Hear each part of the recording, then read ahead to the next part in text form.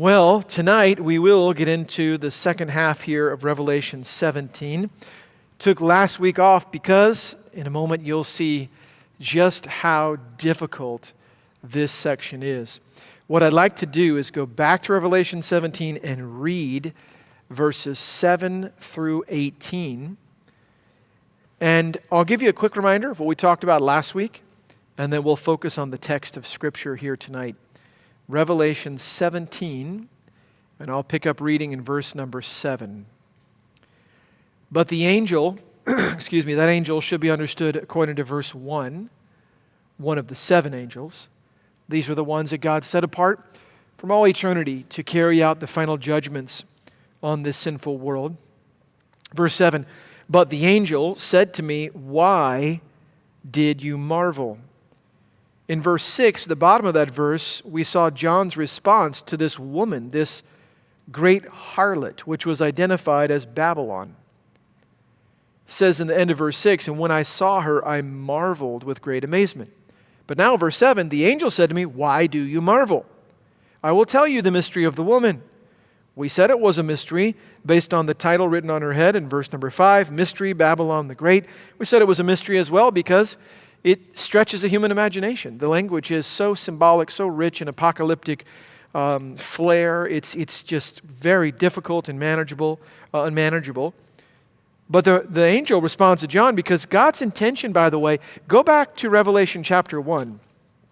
God's intention, by the way, was to reveal to John the truth behind these images. Not all of them, but many of them. Look at Revelation 1, verse number... Where is it? Okay, let's see. Verse number 1. The revelation of Jesus Christ, which God gave him to show his servants things which must shortly take place, and he sent and signified it by his angel to his servant John.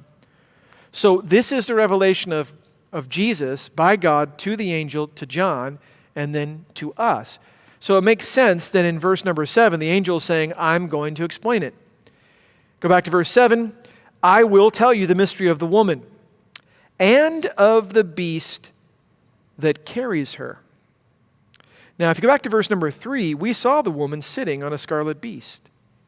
And we said that this beast was the beast of Revelation 13 because it's full of names of blasphemy, having 7 heads and 10 horns. That's exactly how the beast or the Antichrist is described in chapter 13. So in the first 6 verses, the focus was on the woman. I argued that because the woman is identified as Babylon, to remain consistent in my interpretation of the book, I take Babylon to be a personification, in other words, giving sort of human characteristics to the capital city of Antichrist's reign during the Great Tribulation in these days. Now that's a mouthful. In other words, Babylon refers to a group of people that hate God and that have willingly taken the mark of the beast and they worship Satan. In a moment, we're going to see that they're deceived, but they still know that they hate God. Go back to verse number 7. The angel says, I will tell you the mystery of the woman and of the beast that carries her, which has the 7 heads and the 10 horns. Okay, so we know that we're talking about the same beast and the same woman. So that's Babylon is the woman, and we have the beast as well. So this is getting complicated. These two are sort of merging together. The beast is Antichrist, and the woman is the people that he rules. Verse 8. The beast that you saw, now all of a sudden the focus is off the woman, it's on the beast. The beast that you saw was and is not, and will ascend out of the bottomless pit and go to perdition. That word could be translated, although I prefer the word perdition, it could be translated destruction. It's a reference to hell. And those who dwell on the earth will marvel. Now remember, those who dwell on the earth is language that we've seen over and over referring to those that do hate God and that do worship the Antichrist and Satan and that have taken the mark of the beast. Go back to that text. Verse 8, and those who dwell on the earth will marvel, whose names are not written in the book of life from the foundation of the world, when they see the beast that was and is not and yet is. So 2 times we see that sort of language in verse number 8. Verse 9, here is the mind which has wisdom. The 7 heads are 7 mountains on which the woman sits. Okay, what? Now we're learning something. I'll tell you more about that in a minute. There are also 7 kings. 5 have fallen. 1 is, and the other has not yet come. And when he comes, he must continue a short time. The beast that was and is not is himself also the 8th, and is of the 7, and is going to perdition. The 10 horns which you saw are 10 kings, who have received no kingdom as yet, but they receive authority for 1 hour as kings with the beast. These are of one mind, and they will give their power and authority to the beast. These will make war with the Lamb, and the Lamb will overcome them, for he is Lord of lords and King of kings, and those who are with him are called chosen and faithful. Then he said to me, the waters which you saw, where the harlot sits, are peoples, multitudes, nations, and tongues. And the 10 horns which you saw on the beast, these will hate the harlot, make her desolate and naked, eat her flesh, and burn her with fire. For God has put it into their hearts to fulfill his purpose, to be of one mind and to give their kingdom to the beast until the words of God are fulfilled. And the woman whom you saw is that great city which reigns over the kings of the earth. Now, do you know why it took 2 weeks? This is complicated. It's complicated because unlike most of the other sections, there are no breaks in the apocalyptic language. In other words, in other sections, we see these very concentrated pockets of highly symbolic imagery, and then we sort of pull right back out of that, and we have a few things we can connect to. And we try to connect those 2 dots. Chapter 17, that's all lost. There is no ladder out of this apocalyptic pool. You've got to swim all the way to the other side, and it's difficult. The water is deep. But we can interpret this text. It's just, I argue for a gospel humility when interpreting it because it's so symbolically rich. To be dogmatic about this, in my opinion, would be dangerous and potentially prideful. I'm not saying that you and I should not draw conclusions. I'm just saying that I'm going to hold chapter 17 very loosely in the way I interpret it. And I'll explain that as we go along. So let's jump right into the text. Verse number 7. But the angel said to me, why did you marvel? That's shocking. Obviously, it's an incredible thing he just saw, the harlot sitting on the beast. It makes no sense. It defies logic. Why did you marvel? I will tell you the mystery of the woman and of the beast that carries her, which has the 7 heads and the 10 horns. The chapter shifts the focus off of the great harlot and onto the beast she's riding. The angel corrects John's response to the initial part of this incredible vision, and it's interesting to note the way the angel joins the woman and the beast into one mystery to be considered, not 2. Initially, we talked about the woman, Babylon, as a mystery in verse number 5, but now the whole image. Because these 2 are so inextricably connected, is one mystery. The correlation between the woman and the beast is significant. The woman seems to me to be a personification of the capital city of the Antichrist during the time of the tribulation. That is to say, it represents a body of people, all of which have willingly and proudly taken the mark of the beast. Remember,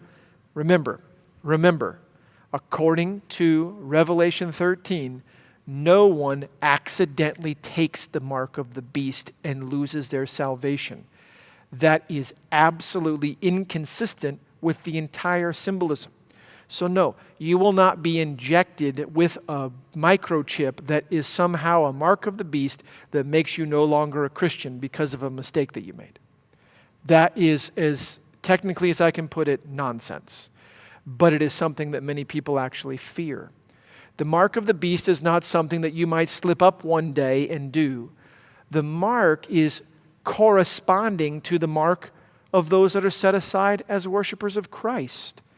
It is merely an outward designation reflecting an internal allegiance. The mark of the beast is only something that's on those that love worshiping the beast. They don't love Jesus. And that's why they have it. But this people, Babylon, that's who they are. These are the people who've proudly taken the mark. They may not fully realize it, though. Their actions are driven by the beast's will and not their own. And in that sense, the Antichrist carries them. Now, this is a non-political statement, but there is some political element to this for the illustration to work. Have you ever noticed this? And it works on both sides of the political aisles in terms of the media. You don't hear one news station just make one sort of theme of commentary about something. You hear all of them make the same comments. You ever notice that? They literally all say the same thing. That's called talking points. It's done by both sides of the political aisle. It's happened our whole lifetime. Now it happens more, or at least we think it does, because we have so much more media access. But it's interesting because people are really, it's funny, they're speaking in a way as if it's expressing their own internally unique personal convictions, and yet they just happen to have internally unique personal convictions that are mirrored perfectly by so many other people. To me, that's an illustration of sort of being caught up in carrying out someone else's will, perhaps even not fully grasping it. That's what's going to happen with these people. Because they are personally rejecting God and defying Him and blaspheming Him, as we saw in chapter 13. But at the end of the day, they're just being used. They're just being used by the beast, by the Antichrist. And they're being used by the Antichrist to further whose will? God or Satan's? Satan's. They won't even know it. Or perhaps they will. But it's interesting because don't forget the correlation between the woman, the harlot, and the beast. The beast carries them, these people. Gives the imagery of being directed and empowered. The mystery of Babylon leads to the second section of the chapter in which mysteries are disclosed to John. John is shocked, probably fearful upon seeing the woman drunk with the saints' blood. We talked about that briefly. Go back to verse number 6. I saw the woman drunk with the blood of the saints and with the blood of the martyrs of Jesus. This isn't the first time we've seen this, because we already saw that the believers have been martyred by this point. But think about that for just a minute. That's very startling to John, who's in seclusion, on Patmos, completely separated from the body of Christ. He has no fellowship. He has no internet, no letters, no communication. And what he sees in this vision is the church decimated. And sees the person responsible. That's the imagery here. The woman is drunk with the blood of the martyrs. Going back to this quote, though, clearly this is a literary device to underscore how startling and shocking it was for John to see a scheming witch instead of a beautiful woman. Furthermore, John may be full of astonishment, for so far the vision has disclosed not the judgment of the woman, but her triumph. At this point in the story, John, he has the promises of God, but we've not gotten to the part where the Lamb is victorious yet. Right now it appears as though the Lamb has failed, which, by the way, fast forward to Sunday morning sermon, we're going to talk about the success of the Lamb. But it appears now that, oh my goodness, this is going to go very poorly. Go back to that quote. The angel informs John that there is a mystery concerning the woman, and we've already seen one facet of the mystery in verse 5, but here it relates not only to the woman, but to the beast who carries her. Verse 8. The beast that you saw. So the angel's focus now is no longer on the harlot. It's on the beast. Which again, to clarify, because I know it's already getting confusing. We haven't even started yet. But the beast is the Antichrist. The beast that you saw was and is not and will ascend out of the bottomless pit and go to perdition. That is incredibly difficult language. And if you do a survey, and I almost put it all in here, but I didn't want to add more quotes. If you do a survey going all the way back to the patristic fathers and through the Puritan era and the Matthew Henrys of the day, and all the way through the Reformers and everybody, and up to modern day, you will find people coming up with incredible ideas as to what this means. It appears at face value that what the angel is saying is the beast that they saw was and is not and will ascend. It sounds like we're talking about chapter 13, verse 3. Go to chapter 13, verse 3. Do you remember how the beast gains his following? The beast gains his following through a death and resurrection. Verse 13, and I saw one of his heads, verse 2, the beast, verse 1, the beast. I saw one of his heads as if it had been mortally wounded, and his deadly wound was healed, and all the world marveled and followed the beast. I take this language. I wrote, the angel goes much further than that, however, introduces extremely difficult symbolic language in reference to the beast. There does seem to be a clear interpretive path, though, for those who take this as something of a retelling of events that have already been introduced in previous chapters. Was and is not and will ascend out of the bottomless pit and go to perdition. I take this to be a reference, in part, I would add, to the death or murder and resurrection of the Antichrist or beast that was introduced in 13:3. But it seems to go beyond that, to include his ultimate final judgment at the hands of God, which this section is all about. Now, many would disagree with me. Many would disagree with me. And I would be fine. I have no issue with that whatsoever. This is so difficult, though. So here's where this ends up sort of falling. I'm arguing that the Antichrist, though John tells us, and the Lord does as well, that the spirit of Antichrist is alive and well today, and there are Antichrists, but this figure, the beast, which emerges out of this pit, go back to chapter 13, emerges out of the water, the sea. I saw a beast rising up out of the sea, verse 1. I don't take this to be a historical figure. There are those in different theological worlds that would take this to be a figure, in most cases, out of John's day, and so therefore the leading political figures of John's day in the first century would be probably out of what nation? Rome, right? So who leads Rome? What do we call that person? The emperor of Rome, right? That's who we'd think it would be. Well, there are many who have taken it to be that. And so some have argued in this line here, the beast that you saw was and is not and will ascend is a reference to perhaps multiple examples of this beast in human history. Going on, and those who dwell on the earth will marvel, whose names are not written in the book of life from the foundation of the world. This is partially why I take this highly confusing and symbolic language that commentators forever have not known what to do with this. I take this in the most simplistic way to be a confusing reference to 13:3, the death and resurrection of the Antichrist, which Satan works. Remember, Satan counterfeits miracles. He doesn't counterfeit holiness and righteousness. I take that to be a reference to this as well. In support, I have this verse. Those who dwell on the earth will marvel. Go back to 13, verse number 3, and all the world marveled.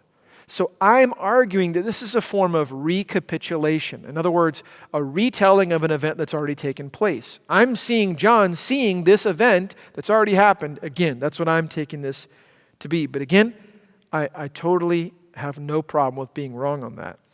So let me introduce you to sort of what some other views are.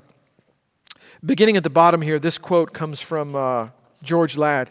This is another way of saying what John has already said about the beast. One of its heads seemed to have a mortal wound, but the mortal wound was healed. So I'm in agreement with George Ladd, which, by the way, if you have not already figured it out, I'm almost always in agreement with George Ladd. We have seen that this does not mean that one of the heads was wounded unto the point of death, but that it was actually slain. In the present passage, John makes it clear that the beast itself is to be identified with its heads. In just a minute, we're going to talk about this. But I'll tell you, the first time I read the book of Revelation, as someone who wasn't raised in church, never had a Bible, and I read this language, I thought, what? Now, I'd already been introduced to Ezekiel, right? And that vision was incredible. I was like, huh? I don't get it. Yeah, because you're reading the whole Bible, you're thinking this all has to be taken literal. And you come here like, it's just incredible. Because he draws up the image of what? An animal with like all these heads. We're going to see in a minute that was never the intention. All of that was just symbolism in order to point to something. And that's going to be connected with a future, while some people would say to a history. The slaying of one of the heads means the slaying of the beast. The beast is to pass through 3 stages. It had an existence in the past, Ladd says. It is not. There will be a time when it does not exist. and it is to ascend into the bottomless pit. It will have a future manifestation, which will be the incarnation of satanic evil. The bottomless pit, he writes, is the apocalyptic metaphor for the demonic, satanic realm of evil, and is pictured as the home of the beast before he appears on earth. The three stages of the existence of the beast are to be identified with the 7 heads. He once existed in one or more of his heads. He ceased to exist when one of his heads received a mortal wound, but he will have a future existence when the head is healed.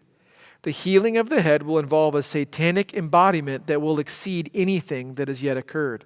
However, this final manifestation of the beast will be short-lived. It is destined to go to perdition. Perdition is a word occasionally used of the state of final eternal doom. All right, got that? It's difficult, right? It's confusing. I'm simplifying it, and I'll tell you, Ladd is saying what I just said a moment ago, only he's doing it in a much more intelligent way. He's drawing a line between the beast in our text and the beast in chapter 13. And he's arguing what I'm arguing, that this text is a reference to what we've already seen, the death and resurrection of the Antichrist. But there are those who would totally disagree with that, and we would back all the way up to the very first part of this study, to the intro, where we introduce the different sort of lenses to see the whole book through. The historical lens, the idealistic lens, the futuristic lens, which we fall into primarily, and then the preteristic lens. Remember, the preteristic lens would essentially see the bulk of this book, depending on which person you're talking to, either completely already historically fulfilled or partially. So they would be the ones primarily driving at this idea that the Antichrist is someone in the past. So listen to what one of those authors would say, who actually is an amillennialist, but I want you to hear what he writes. This is actually an author we've leaned on a lot that I found incredible insight from, Ian DeGude. But listen to what he says. The mystery in this case is quite puzzling and tantalizing. You don't hear that a lot. And interpreters continue to be vexed by what John writes. And I would say yes and amen. I think this is the best approach, right? He just began by saying, hey, this is hard. So let me offer this, but it's okay. Here we come face to face with one of the most difficult texts in the entire book. John says that the beast was, is not now, and will be raised from the abyss. It's quite puzzling how John says the beast is not twice in this verse. For if the beast refers to the Roman Empire, which I disagree with, but almost everyone before the Reformation and immediately following the Reformation took it that way. If the beast refers to the Roman Empire, active while John wrote, how can he say it's not? Perhaps John thinks of a particular emperor, such as Nero, whose rule has ended, which could possibly explain what he says by saying there is no ruler presently. Some have speculated that John wrote these words in the interval between Nero and Vespasian, in which Galba, Otho, Vitellius all took power for a short time. One could say Rome lacked a ruler in this unstable period, which ended when Vitellius was defeated by Vespasian's forces, and the latter began his reign. Here's a list of emperors in Rome in order. No solution is completely satisfactory, but I will suggest another option shortly, for it seems unlikely that we can restrict what John writes here to the 1-year interval between Nero and Vespasian. It is more satisfying to say John reflects on the empire as a whole. In other words, it will go through periods of flourishing, followed by periods of decline. What John says about Rome is also true of human history generally. There are periods of history where totalitarian rule seems a thing of the past, but history keeps rolling along and totalitarian power returns with all its ferocity and cruelty. Believers must not think that evil has been defeated permanently in the periods of relative peace. So, again, another mouthful, but what he's saying is the opposite of what I'm saying and the opposite of what Ladd is saying, because he's arguing that the beast is has some connection to the Roman Empire, right? And therefore, the central figure has to be one of the emperors. And I'll tell you, here's one of the areas that I struggle. Go back to our text, go back to 17. I want to keep you just connected to the text here. 17, verse number 8. I wonder if we're not making too much of This language, who you saw was and is not and will. And then at the end, who was and is not and yet is. I wonder if we're not making too much of that, trying to take incredibly symbolic language and grasping on the little thing that seems literal and saying, well, part of it has to be literal. I'm telling you that I don't really know. I would fall in the category that I've described, thinking that this is a description of 13:3, or that maybe we're making too much of those distinctions. But understand how these different things can be viewed. So, by the way, is another word for this. The next time you hear someone teaching Revelation, or some study being offered for someone that has the keys to Revelation, you're dealing with someone that's either a mystical person, some form of a mystic, saying, God told me, God showed me, or something. Well, he didn't clearly show John everything. Or you're dealing with someone that's arrogantly lying. Because there are parts of this that can be best characterized by Deuteronomy 29:29. The secret things belong to the Lord our God. There are parts of this that are not clear. We do not understand what they are. So I'm always hesitant when I hear someone say, oh, I can't believe you believe that. You have to be lost to believe that. It has to be this. I know it. God told me. Ooh, we got a real issue there. Verse number 9, though. Here is the mind which has wisdom. Okay. So, he just said that this beast is going to end up in the bottomless pit, and people are going to marvel. Which people? The lost people.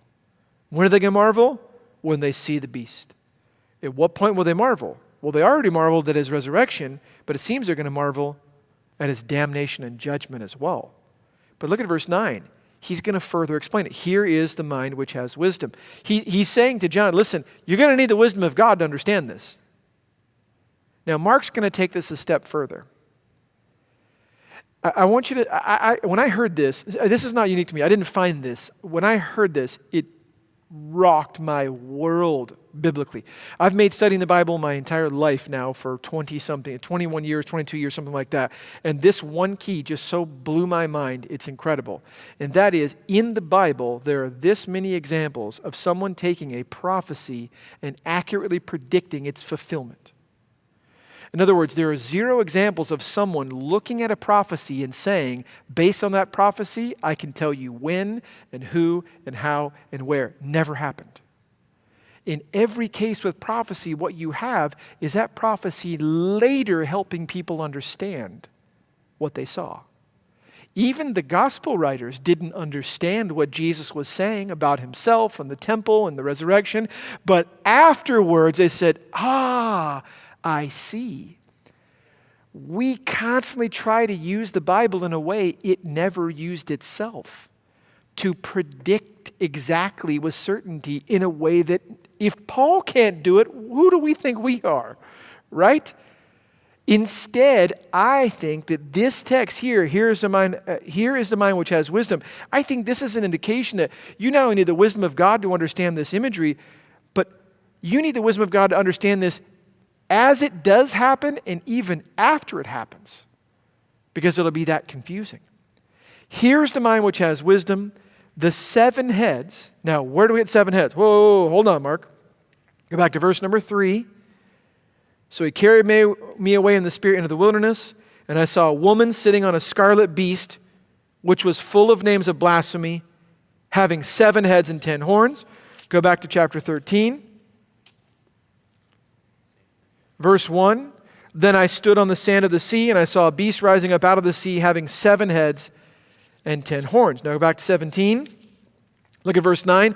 The 7 heads are 7 mountains. Whoa.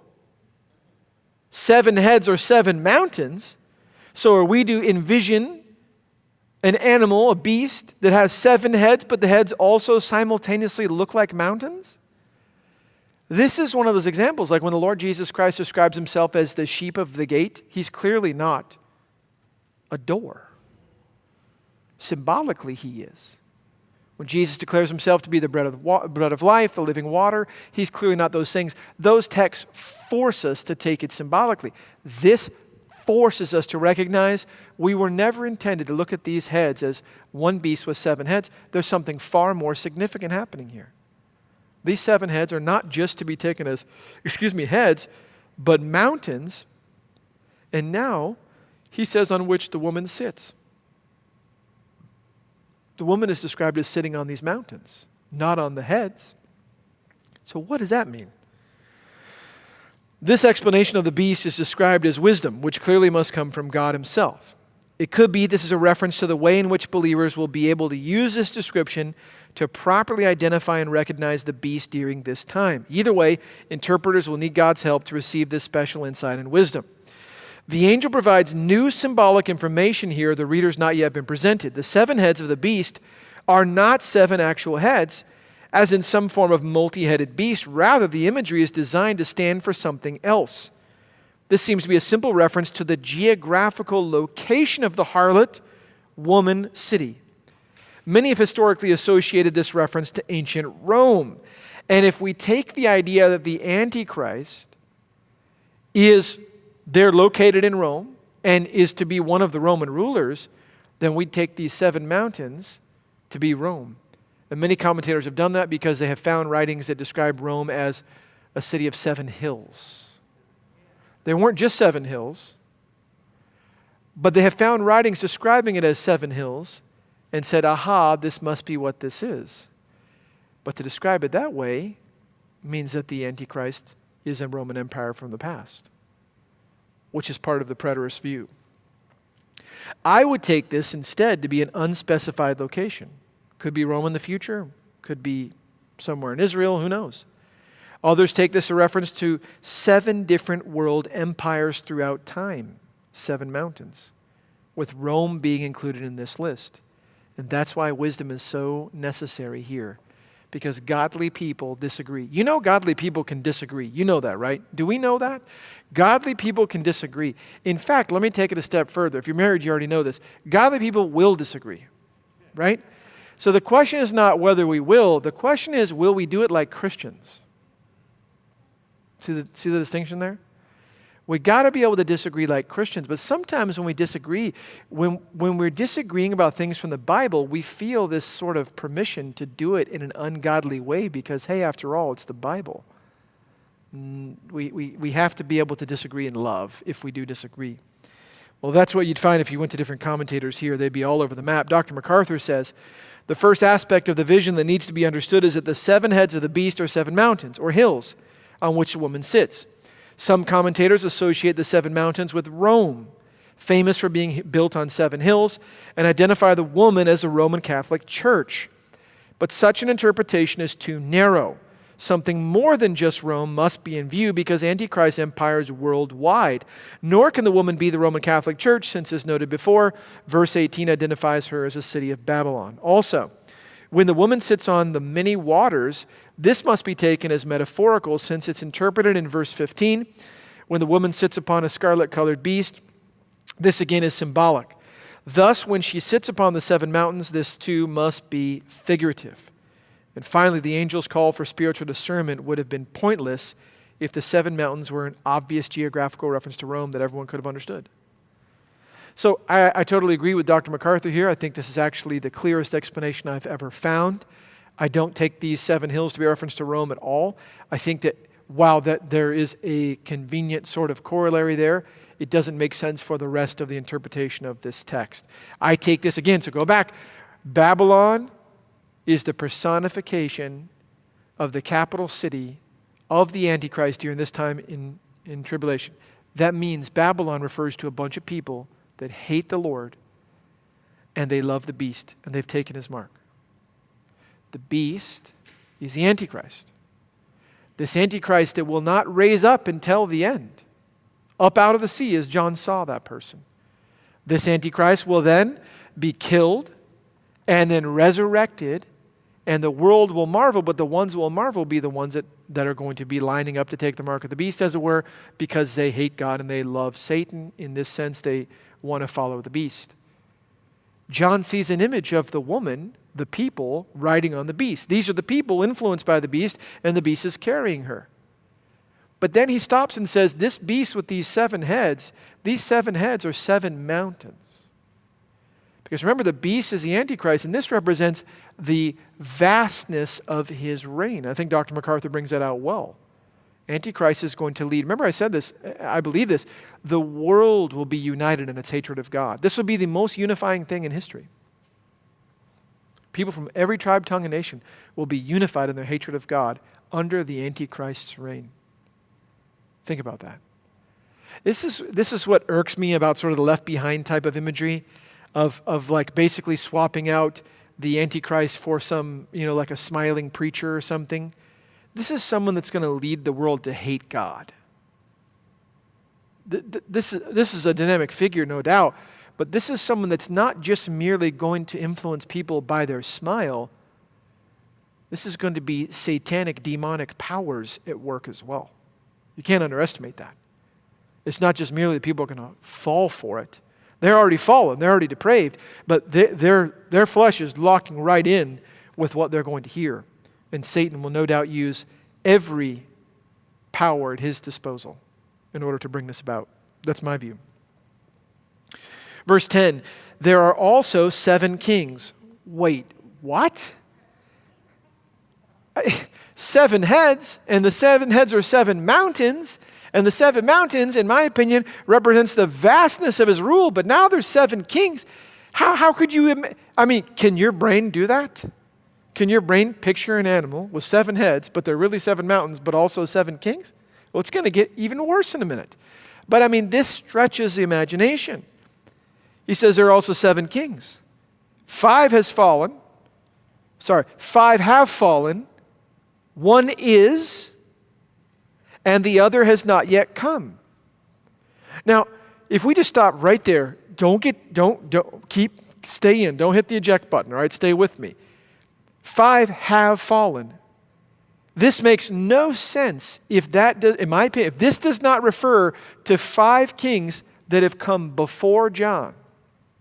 This makes no sense unless these 5 kings fall before the coming of the Antichrist. I'm going to take these as one of those 2. It's either 5 kings that come and are fallen before the Antichrist, or it's analogous to Daniel and the vision that he saw, and it's 5 kingdoms we'll talk about in a moment. And when he comes, he must continue a short time. So the vision gets more complex as the angel adds layers. The 7 heads of the beast are really symbolic of 7 mountains, which I take to be a geographical reference of some sort. The angel then tells John there are also 7 kings. The interpretive question here is whether or not he means to say the 7 heads of the beast represent 7 mountains as well as 7 kings, or if he's saying the same thing twice in 2 different ways. Are we supposed to see these mountains and kings sort of in the same way? If the 7 mountains are taken as 7 world empires, then these 7 kings, with 5 already fallen at the time of writing this vision, could be Egypt, Assyria, Babylon, Medo-Persia, and Greece, which we take right from the book of Daniel. The 6th king, who had not fallen at the time, would be Rome, because 1 is, and Rome still is. And the 7th kingdom, still yet undetermined or unknown. And when he comes, he must continue a short time, it says. So I wrote, the final king is described as coming and existing for only a short time. This could be a reference to the Antichrist himself, and is most likely a reference to his kingdom, which we know as Babylon in the book of Revelation. All right, you got that? Let's go back to it. This is why we're only doing a handful of verses. This is tough stuff, but I know you can hang with it and do it. Look at verse number 11. The beast that was... verse number 10. There are also 7 kings. We're past the mountains. We're past the heads. There are also 7 kings. 5 have fallen. 1 is, and the other is not yet come. If we connect this to Daniel, we could say that those 7 mountains represent 7 kingdoms, historical kingdoms, and we could say the 5 have fallen would be representative of the 5 kingdoms of Egypt, Assyria, Babylon, Medo-Persia, and Greece. 1 is, the Roman Empire is under John's lifetime, and the other has not yet come. There's only one wrinkle with that problem. That's pretty much a preterist approach, and similar to the way they approach the Roman emperors as potentially being Antichrist. I'm offering this as a potential interpretation because of its connection to Daniel. One author writes here, this is actually Henry Morris. If you've not read Henry Morris, I would highly commend him to you. Henry Morris is sort of the modern father of the creationist, young earth movement, as it were, rebirth of that movement. I'd highly recommend him. But listen to what he writes here. Though none of these empires ever actually ruled the whole world, each was the greatest kingdom of its own time, particularly in reference to the land and people of Israel and these kingdoms' opposition to the proclamation of God's word and the accomplishment of his purposes in the world.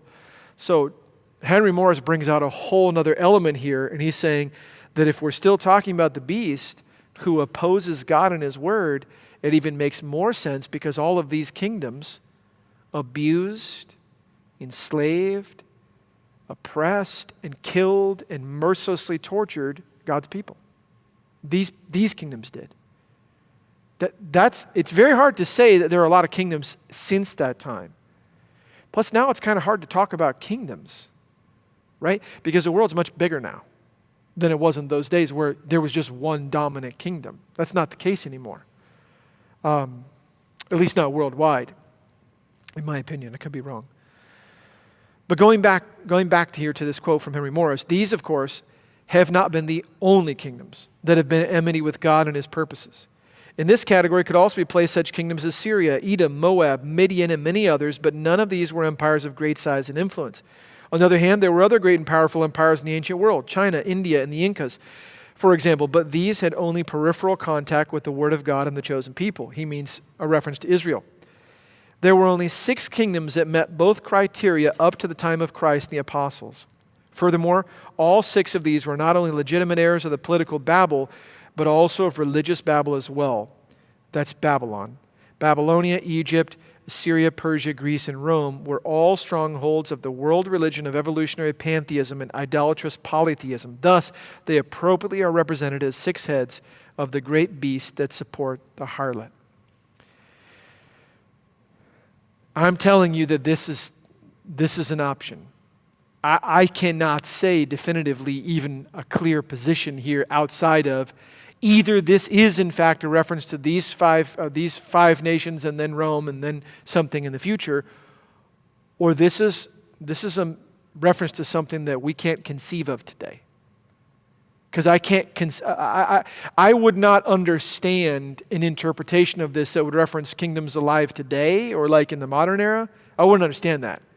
And I can't conceive of something like this happening in the future. But again, a bunch of inconceivable stuff's going to happen in the future if the Bible's right. So perhaps it's that. Perhaps it's that. I definitely connect these 7 kings to the 7 mountains. And the kings would be the representative heads of these 7 mountains if the mountains reference kingdoms and empires. The text, this is Dr. MacArthur, plainly identifies the mountains as 7 kings. Mountains are sometimes used metaphorically in the Old Testament to represent rule or power. So what MacArthur is doing is connecting the kings and mountains as one image. So that heads, kings, and mountains, all the same thing. All the same thing. Here they represent 7 world empires embodied in their rulers. The angel tells John that 5 have fallen, 1 is, the other has not yet come. The 5 Gentile world empires that had fallen by the time of John's vision are Egypt, Assyria, Babylon, Medo-Persia, and Greece. The one that existed at the time was obviously Rome. The other one that has not yet come is Antichrist's final world empire. So, I agree with that. That's probably, if I was going to land and say I'm going to have a definitive position, that's where I would go. But I still am going to leave room for something in the future I don't understand. I do give a quote here about the preterist view. I'm going to skip past that. So go to page number 203, verse number 11. I give these different quotes all throughout this study because my goal here and vision for this study was to provide it's important to understand why you believe what you believe and to fully and correctly understand what other people believe. And I find that very valuable to myself. I wrote this as a tool for myself and my kids and for the church that if you choose to use it, to have a really good resource to turn right to understand what I think it means, show my homework as to why, and give you a little bit of a taste of what other people believe. But verse 11, the beast that was, okay, we're back to the beast, and is not, so we talked about that already in verse number 8, right? Is himself also the 8th, and is of the 7, and is going to perdition.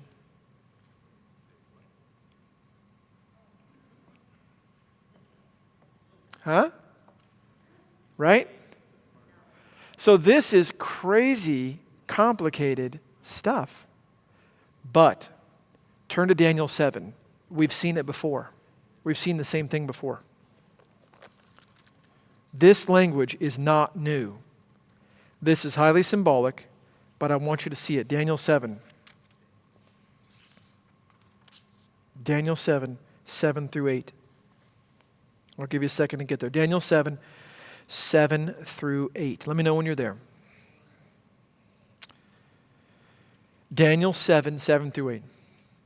After this, I saw in the night visions. Okay, so this is Daniel's vision of the four beasts.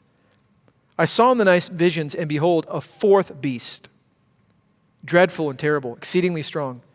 It had huge iron teeth, and it was devouring, breaking in pieces, and trampling the residue with its feet.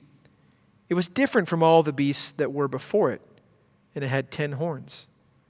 I was considering the horns, and there was another horn, a little one, coming up among them, before whom 3 of the first horns were plucked out by the roots.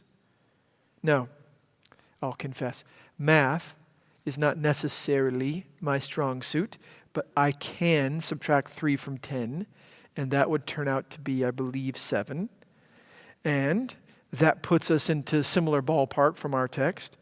And there in this horn were eyes like the eyes of a man, and a mouth speaking pompous words. We can connect that likely to the Antichrist himself, and that puts us at 7. And the Antichrist makes it 8. That language of these 10 horns and then an 11th horn uprooting 3 of the original 10 horns, resulting in a total of 8 horns, 1 being small, 7 being original, is also highly symbolic. But it's analogous to what we're reading here back in Revelation chapter 17. Let me read it again. Verse number 11. The beast that was and is not is himself also the 8th. Well, the Antichrist is the 8th in Daniel 7. So I see a connection there.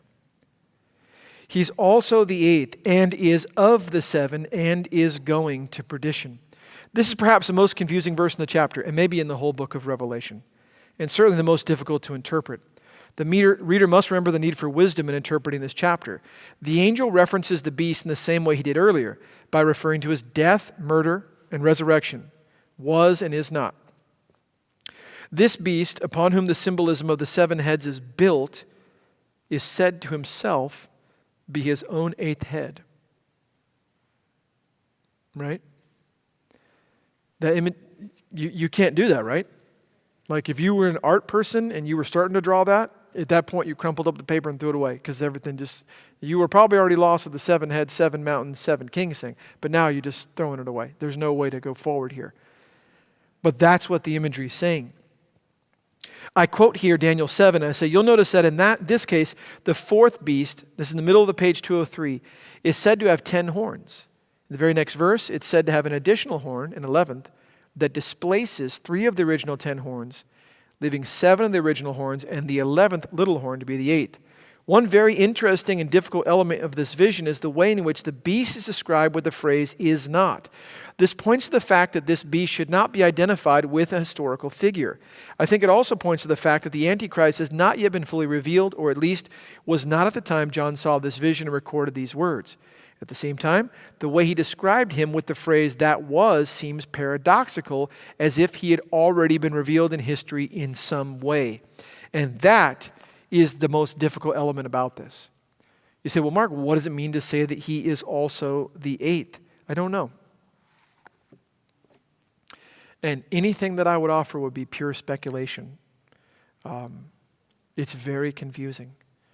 It certainly speaks to the reign of the Antichrist, the extent of his power and rule, even his own pride and primacy in that kingdom. But I would say this, you can be relieved to know that multiple times the most important thing about this beast is said. Look at the middle of verse number 8. The beast that you saw was and is not and will ascend out of the bottomless pit and go to perdition. Look at verse 11. The beast that was and is not is himself also the eighth and is of the seven and is going to perdition. Perdition is a word that could be translated and maybe could be or should be with the word destruction, and it is best understood as the end and not the temporary. So here's a good point to talk about for just a quick moment. Hell as we know it, when we use the word hell, we almost always refer to what the Bible will describe, and we're going to cover exhaustively, as the lake of fire. That is not currently open for business, as it were, in the same way that the new heavens and the new earth are also not open for business, as it were. Both of those things will have a final version in the future, right? If you were to die in the Lord today and go to heaven, your loved ones who've died in the Lord today and go to heaven, they're going to what we could call a temporary heaven, because that is a place they will be awaiting the return of Christ. And at the return of Christ, and we'll talk all about all the timing of all this, once you get to the very end of whatever system you're in, the new heavens and the new earth will be set up. And whoever is in heaven today will not be in that heaven in that day, if that makes sense. Something very similar and analogous is true in terms of hell. Those who would die outside of Christ today will also go into a place of temporary judgment. That's a fact, according to the Scriptures. But that is not the final place, because all will be resurrected. And at that point, all will be joined soul and body once again, some to go into their eternal reward, and some to go into judgment for all eternity. I've been asked this question a couple of times, and it's an important one to bring out, because if you know someone perhaps in the Adventist movement, or perhaps even someone influenced by Jehovah's Witnesses, you might be led to wonder about the use of the metaphor sleep to describe death in the Bible. We've talked about this a little bit. Let me go right back to it one more time. Oftentimes folks wonder, well, when we die, does that mean that we're just sort of sleeping spiritually and we'll just awake later when the Lord returns? Well, not if the Bible has any meaning. The reason we struggle with this is because we can't wrap our minds around our soul being somewhere that our body isn't. And when we die, our bodies do not go to heaven. Not today. Our bodies go into the ground or the sea or the air or wherever they go, but our soul goes to be with the Lord. Mark, how do you know that? Well, I know that for a host of verses. The Lord Jesus Christ himself told confidently the thief on the cross, "Today you will be with me in paradise." Now, his body wasn't with him in paradise. His body is awaiting the resurrection. That man's body today is awaiting the resurrection. That same man is awaiting the resurrection today.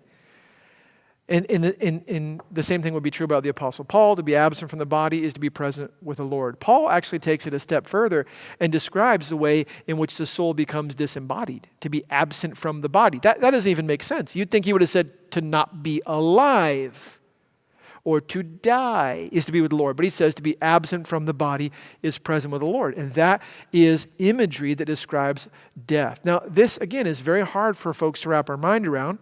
It's called the intermediate state. It's what happens when someone dies before the Lord returns. And the church has been plagued with confusion in this area for forever. 1 Thessalonians 4, a text that is primarily used to argue for the secret rapture, is really primarily about helping Christians understand what happens when people die before the Lord returns. Because people were dying and people thought, did they miss Jesus? Paul, we thought you said that you got to stay alive until he comes, so we were holding out, but they weren't able to stay alive. So did they miss out? Paul says, no, not even close to that. Everyone's going to be meeting the Lord in the air. We're all going to be joined together. In fact, those that have already died, they're in the prime seats because they're going to rise first. It's a wonderful, wonderful text. I'd encourage you to read it. Chapter 4 of 1 Thessalonians, beginning of verse 13. So chapter 17, we're going to end at verse 11. We'll pick up, Lord willing, next week at verse 12, and we'll finish it off. But once again reminded, highly symbolic language. Don't be afraid of it. Don't be worried about it. And the best way to handle it is to do what I do or do what the other leaders do. Take it a little bit at a time and just go slow. You should see my desk. Sometimes they've put pictures on the internet of it. I'll write out all kinds of notes just to think through all of these things sort of as methodically as possible to keep track. My memory isn't always that good, so I want to keep track of words and how they're used, when they're used, and sentences and all these details about the beast and the harlot and the horns and the crowns and the king's mounts. I want to write all this stuff down and sort of map it out. And that could be a way that you would be served as well. Sometimes we use that tool in school, diagramming sentences. Remember that? Diagramming sentences is a wonderful tool for interpreting the Bible. Even if you don't know any of the original languages, just diagramming a good English translation will change your life. In my first parts of my ministry, when I had no knowledge of the languages, I would just do a diagram of the English text, and just that alone helped me to understand far more than I would have ever understood had I not done that. And if you want more on that, I'd be happy to help you. Pastor Brian's here. He'd be happy to help you as well. But we're going to wrap up chapter 17 at this point, and we're going to commend all this to the Lord. Father, thank you for the opportunity to study your word. This is a very difficult section. Lord, I think that I have an idea, and I think maybe collectively we're getting closer to an idea, but at the end of the day, we need this wisdom the angel spoke of. And even then, I don't know that if you intend to fully reveal all of these details to us beforehand. But either way, it is still sobering because we see that the beast will be judged. The Antichrist will be judged, and so will Babylon. And this is another reminder of how much the world needs Jesus. So give us a greater passion for the gospel, Lord. In Jesus' name, amen.